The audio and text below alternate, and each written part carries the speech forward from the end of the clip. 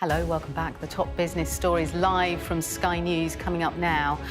The conflict between Iran and Israel escalates overnight as Iran launches more than 100 missiles. We'll speak to a risk analyst. Oil prices remain volatile amid fears violence could spread across the Middle East. We'll ask what this means for British energy prices. Plus, Western leaders gather for the G7 summit with the first private meeting between Donald Trump and Mexico's president on the agenda.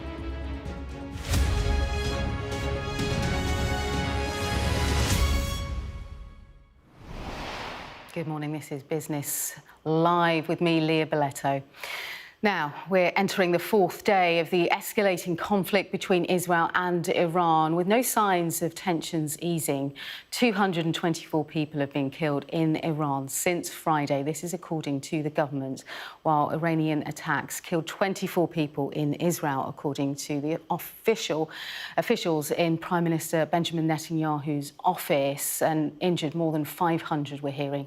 Let's go live now to Dr. Judith Jacob, Director of Geopolitical Risk at the consultancy Forward Global. Great to have you with us today. Give us your assessment of what we're seeing. How serious do you think this escalation is? Thank you very much for having me this morning. I think that the escalation is serious, but I think that we're going to start seeing moves towards off-ramps from both Iran and Israel. Well, more so Iran, because they are in a significantly weaker position. Dr. Jacob, we've seen diplomatic channels, haven't we, fail and stall. What's your assessment then on things calming? So I think that Iran will be able to launch several more rounds of missile strikes against Israel in retaliation in the coming hours and days.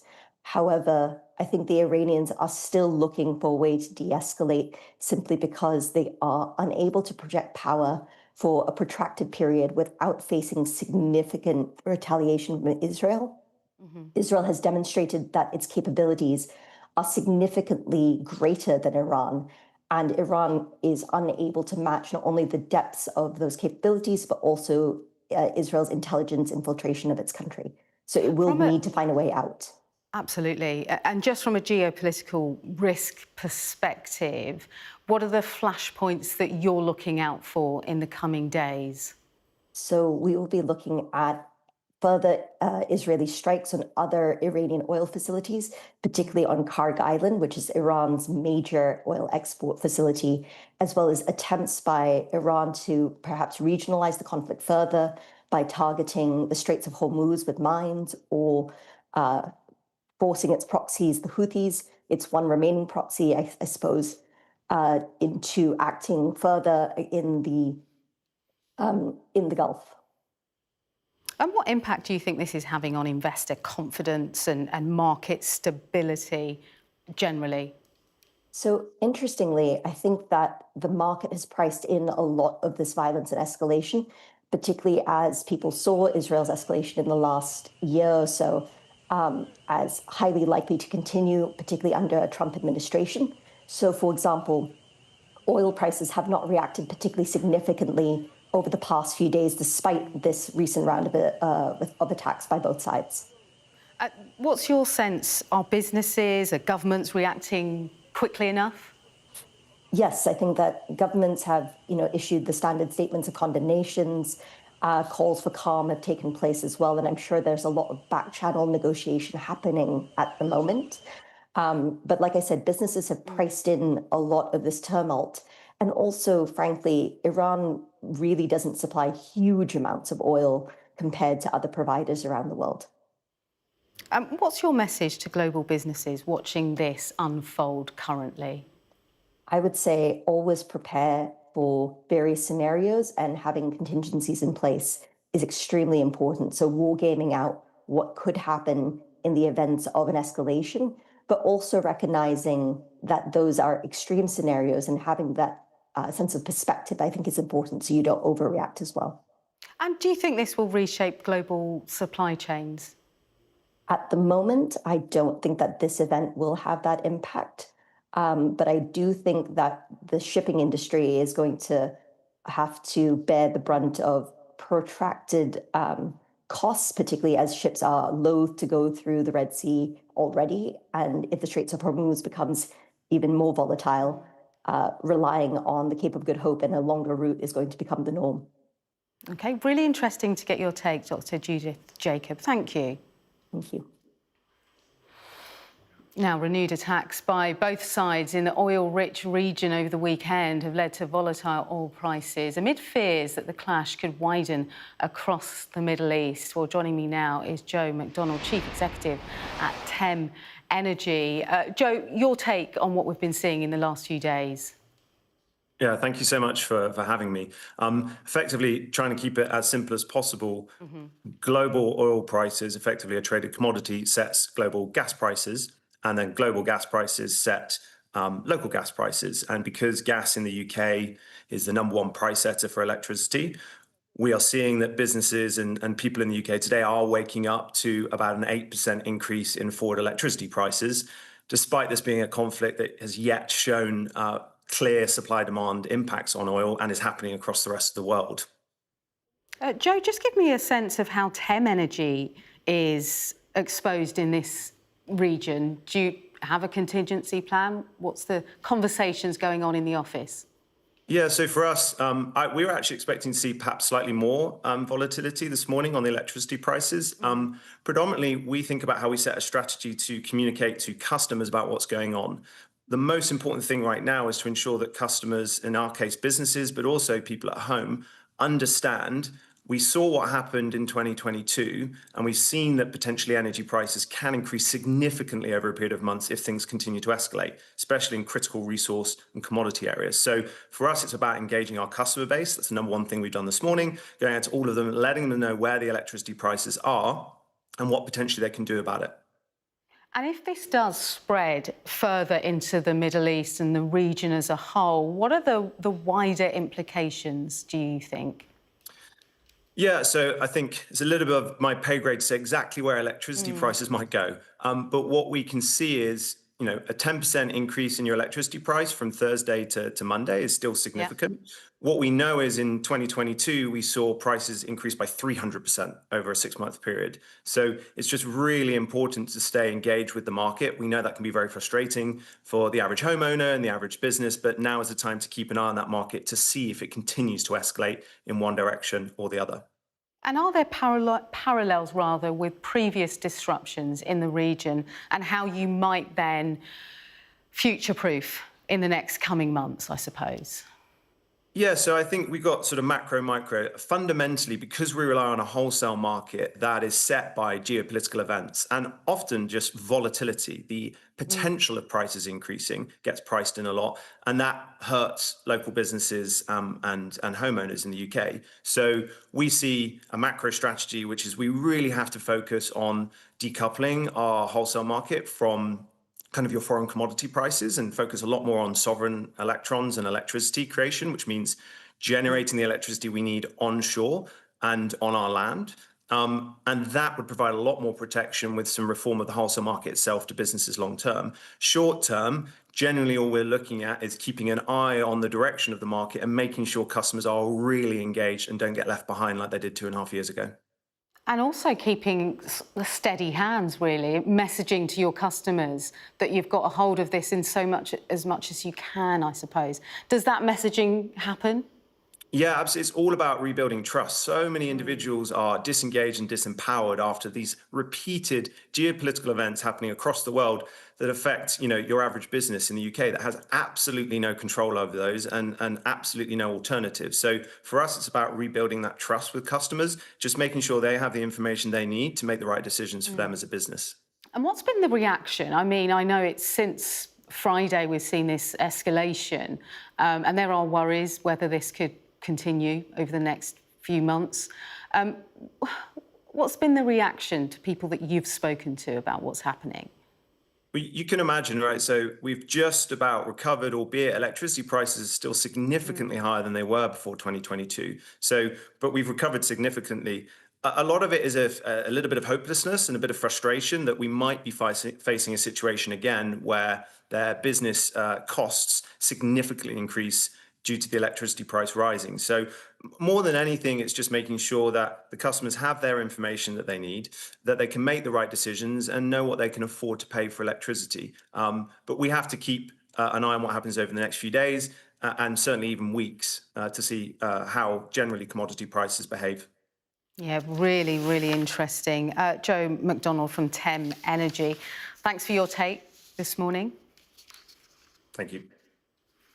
OK, let's take a look at some other stories then. And shares in Renault have tumbled this morning following an announcement that the chief executive is to step down. Luca De Meo will run French luxury group Kering, whose recent poor performance has raised questions about its management. Well, Kering's shares have lost about 70% of their value over the past 3 years due to its flagship brand Gucci struggling to raise revenues. Really interesting that. Now, asking prices for UK homes fell in June, bucking a trend of price rises at this time of year. Data from Rightmove suggests average new sellers asking prices dropped 0.3% to 378,240. This was between May and June, after a 0.6% increase between April and May. The biggest drops in asking prices come in the southwest and the southeast of England, as well, of course, London. A secondary ticketing firm, StubHub International, has warned it will leave the UK market if the current imposes a cap on the resale prices of tickets in the wake of the Oasis debacle. Officials are consulting on options that could limit ticket resales to the original price or up to a maximum increase of 30%, with an aim of clamping down on professional touts who rip off music and sports fans. And if you scan the QR code, it's on the screen right now. You can read more on some of those stories on our Money blog.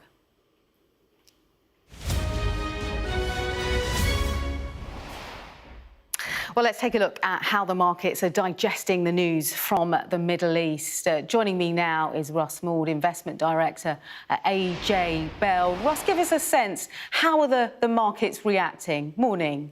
Good morning to you, Lee. Yeah, they obviously had a wobble on Friday when we saw the first military activity. And you got the usual Pavlovian response almost to a higher oil price of oil producers up, oil consuming industries like airlines and chemicals, that their shares were down.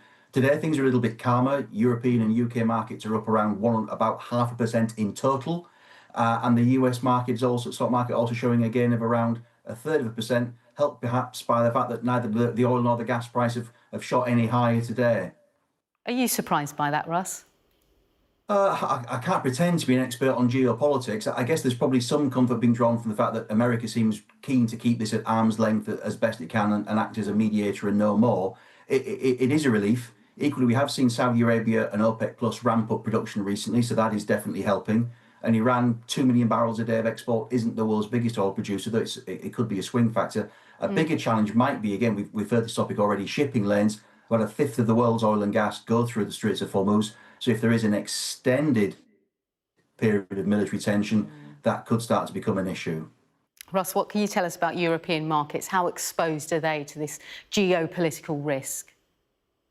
And we've seen, again, going back to 2022, how quickly European economies felt the pain of higher energy prices. They squeeze consumers' pockets, whether it's through energy costs in the home or at the petrol pump. And they're also potentially a tax on corporations' profits, certainly again for those energy-intensive industries. So Europe and the UK, both potentially exposed. They're doing their best to make themselves more independent, but they're not there yet by any stretch of the imagination. And long-term plans to boost, say, nuclear power, well, they are very, very long-term plans.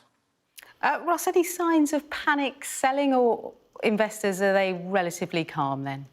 I think they're relatively calm. I mean, again, it's one of these situations where it's very hard to know exactly what's going to come next. I mean, in a worst-case scenario, a major conflagration, the last thing we'll be worrying about is oil and share prices, because something truly awful's happened. So in that respect, it's difficult for them to think that they're probably a little bit reluctant to think about that.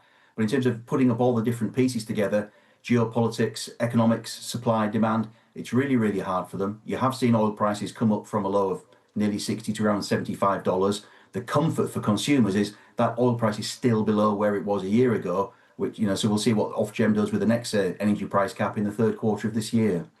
And Ross, finally, what are you watching then in the next couple of days, do you think? I mean, clearly it's going to be the rhetoric and the degree of military activity between Tel Aviv and Tehran are going to be the two things there. Whether there are any attempts to mediate involving Washington or anybody else, they'll probably be the geopolitical drivers. Again, not necessarily my area of expertise, but I think that's what people will be watching at. And again, any moves by OPEC help manage the oil price, or even the United States, which is sat on a very big strategic petroleum reserve. Ross, really great to talk this morning. Thank you. Still to come on Business Live, Donald Trump is to meet Mexico's President Claudia Sheinbaum and Canada's Prime Minister Mark Carney. This is at the G7 summit, and it's in a bid to ease trade tensions.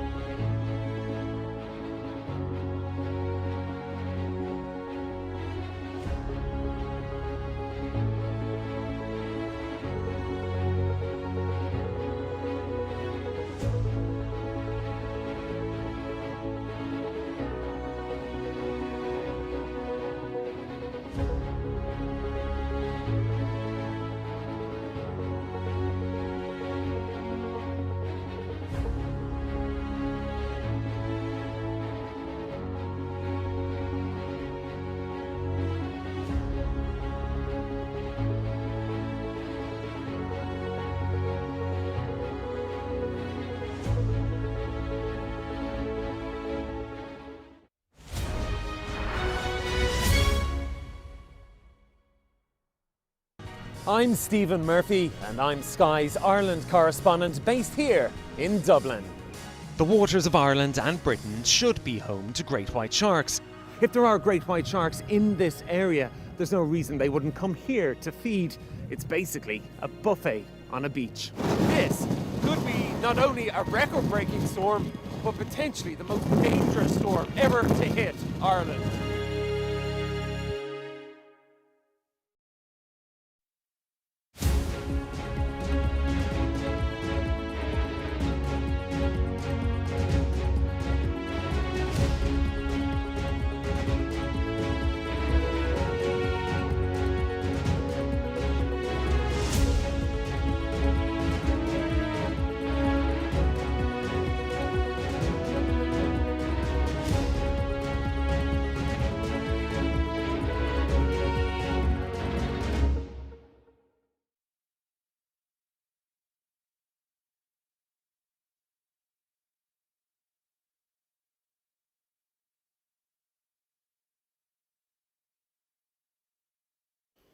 President Donald Trump will arrive in Canada later for a meeting of G7 nations, and Mexico's Prime Minister Claudia Sheinbaum is likely to get her first one-to-one in-person meeting with Donald Trump while seeking a fresh US-Mexico-Canada trade deal.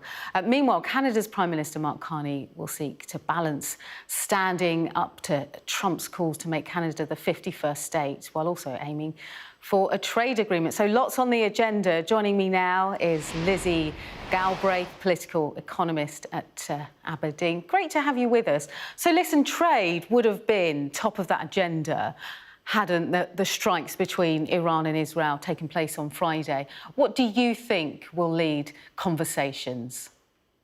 So we know that an awful lot of the attendees, both G7 members and additional countries that have been invited, are already in the process of undertaking trade negotiations with the US. So we, of course, have Japan, the EU is still negotiating, and then additional attendees, including India, South Korea, they're also going to be looking for some progress here. And I think the hope is that some of these bilateral conversations that these countries are going to hope to have with the president and his team are going to unlock some political agreement that the trade negotiators can then take away and use as the basis for a more substantive move forward in trade talks, as we haven't seen the amount of progress that I think the US or probably any of its negotiating partners were necessarily hoping for after Liberation Day actually announced the original tariffs.